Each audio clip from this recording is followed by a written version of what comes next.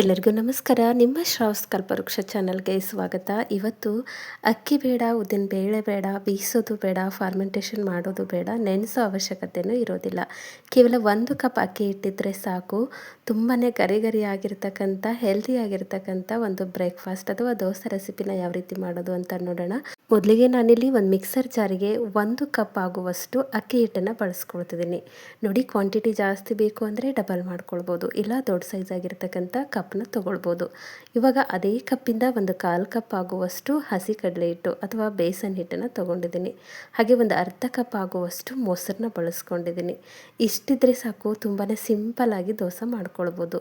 ದೋಸೆ ಇನ್ನಷ್ಟು ಗರಿ ಗರಿ ಆಗಲಿ, ಕ್ರಿಸ್ಪಿ ಆಗಲಿ ಅನ್ನೋದಕ್ಕೋಸ್ಕರ ಇಲ್ಲಿ ನಾನು ಒಂದು ಆಲೂಗಡ್ಡೆಯಲ್ಲಿ ಅರ್ಧ ಭಾಗ ಮಾತ್ರ ಬಳಸ್ಕೊಳ್ತಿದ್ದೀನಿ.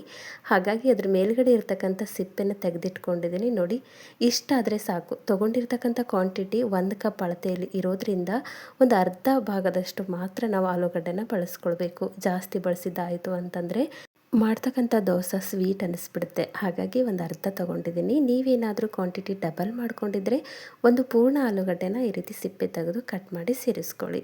ಇವಾಗ ನೋಡಿ, ಹಿಟ್ಟಿಗೆ ನಾನು 1 ಕಪ್ ಆಗುವಷ್ಟು ನೀರನ್ನ ಸೇರಿಸ್ಕೊಂಡಿದ್ದೀನಿ. ನೆನಪಿರಲಿ, ಇಲ್ಲಿ ಹಾಕ್ತಕ್ಕಂಥ ಎಲ್ಲ ಪದಾರ್ಥಗಳನ್ನು ಯಾವ ಕಪ್ಪನ್ನು ಬಳಸ್ಕೊಂಡಿರ್ತೀರಿ ಅದೇ ಕಪ್ಪನ್ನ ಯೂಸ್ ಮಾಡಿಕೊಂಡು ಬಳಸ್ಕೊಂಡು ಹಾಕ್ಕೊಳ್ಳಿ. ಅಂದರೆ ಮೇಜರ್ಮೆಂಟ್ ಕರೆಕ್ಟಾಗಿರುತ್ತೆ.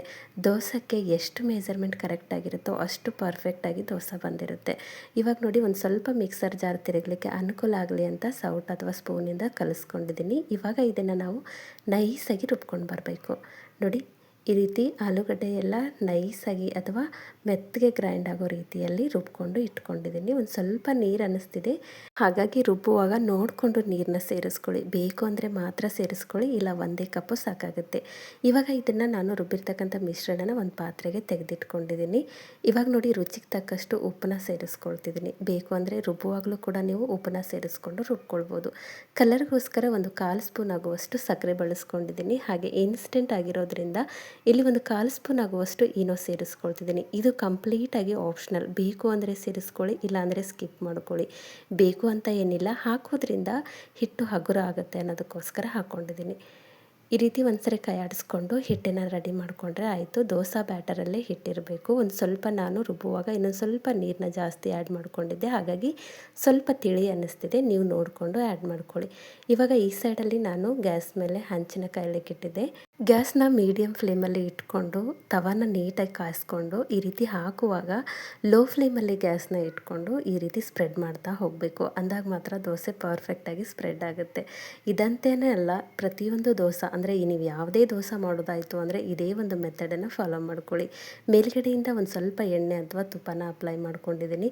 ತುಂಬಾ ಸಿಂಪಲ್ಲಾಗಿ ಮಾಡ್ಕೊಳ್ಬೋದು. ನಿಮ್ಗೆ ಯಾವ ರೀತಿ ಬೇಕೋ ಆ ರೀತಿ ದೋಸೆನ ಬೇಯಿಸ್ಕೊಳ್ಳಿ. ನಾನಿಲ್ಲಿ ಒಂದು ಸ್ವಲ್ಪ ರೋಸ್ಟಾಗಿ ಗರಿ ಗರಿಯಾಗಿ ಬೇಯಿಸ್ಕೊಂಡಿದ್ದೀನಿ.